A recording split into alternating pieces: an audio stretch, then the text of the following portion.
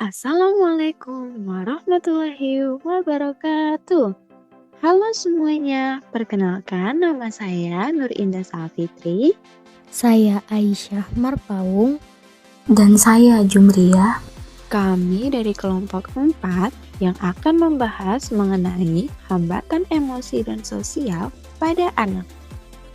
Dalam video ini, kami akan menjelaskan definisi dan jenis gangguan emosi serta sosial, faktor penyebabnya, dan karakteristik anak yang mengalami gangguan tersebut.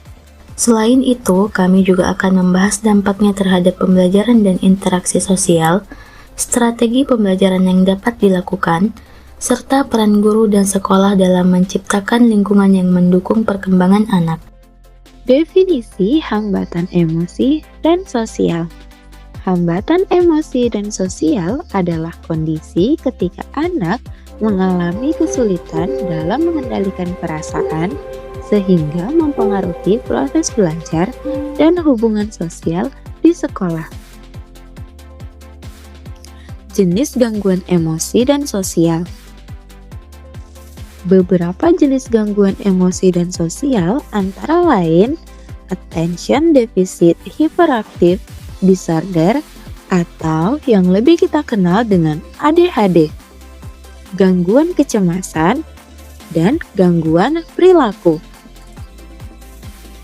ADHD adalah gangguan yang membuat anak sulit fokus, mudah terdistraksi, dan cenderung hiperaktif. Gangguan kecemasan membuat anak merasa takut atau khawatir secara berlebihan. Sedangkan gangguan perilaku ditandai dengan perilaku melanggar aturan, agresif, atau sulit dikendalikan. Faktor penyebab gangguan emosi dan sosial. Gangguan emosi dan sosial pada anak dapat disebabkan oleh berbagai faktor. Faktor yang pertama adalah faktor keluarga, misalnya kurangnya perhatian atau pola asuh yang kurang tepat. Faktor kedua adalah lingkungan, seperti pergaulan yang kurang baik. Faktor ketiga adalah faktor biologis, seperti kondisi kesehatan atau perkembangan otak. Faktor yang terakhir yaitu pengalaman yang tidak menyenangkan atau trauma. Itu juga dapat menyebabkan gangguan emosi dan sosial.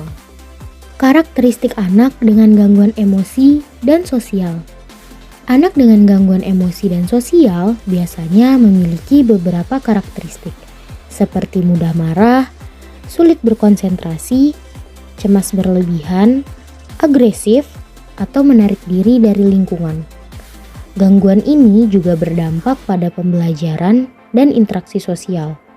Anak menjadi sulit fokus saat belajar, kurang percaya diri, sulit bekerja sama, dan bahkan mengalami kesulitan bergaul dengan teman-temannya.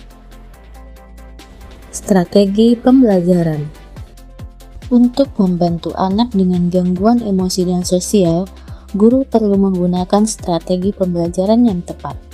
Guru dapat memberikan pendekatan individual, menciptakan suasana belajar yang nyaman, serta memberikan penguatan positif ketika anak menunjukkan perilaku yang baik.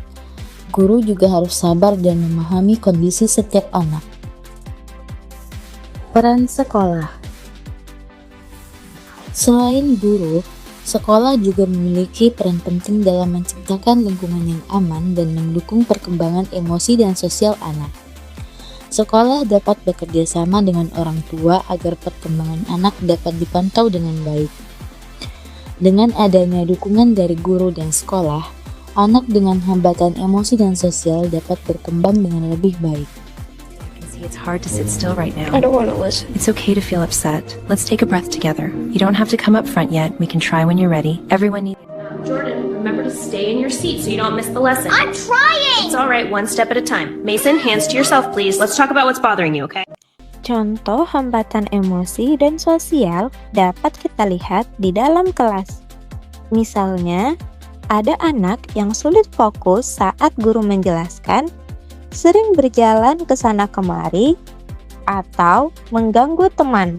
Ada juga anak yang mudah marah ketika ditegur atau merasa takut saat diminta maju ke depan kelas.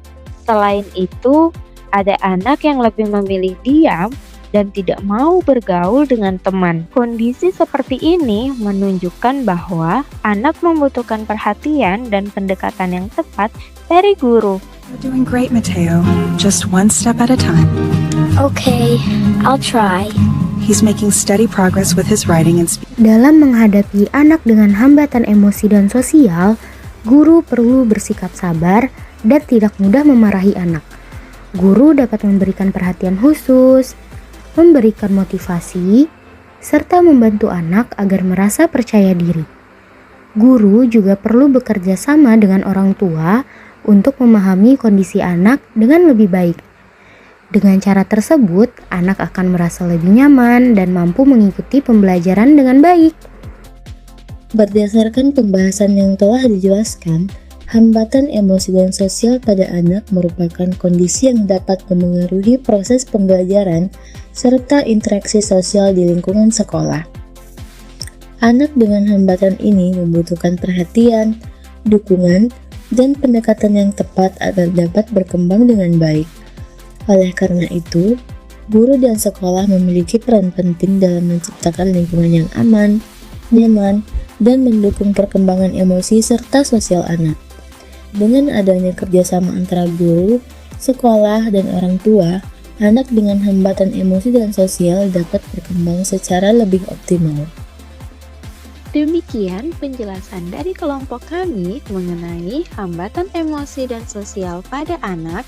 Semoga video ini dapat memberikan pemahaman tentang pentingnya dukungan dari guru dan sekolah dalam membantu perkembangan anak. Terima kasih atas perhatiannya. Kurang dan lebihnya kami memohon maaf.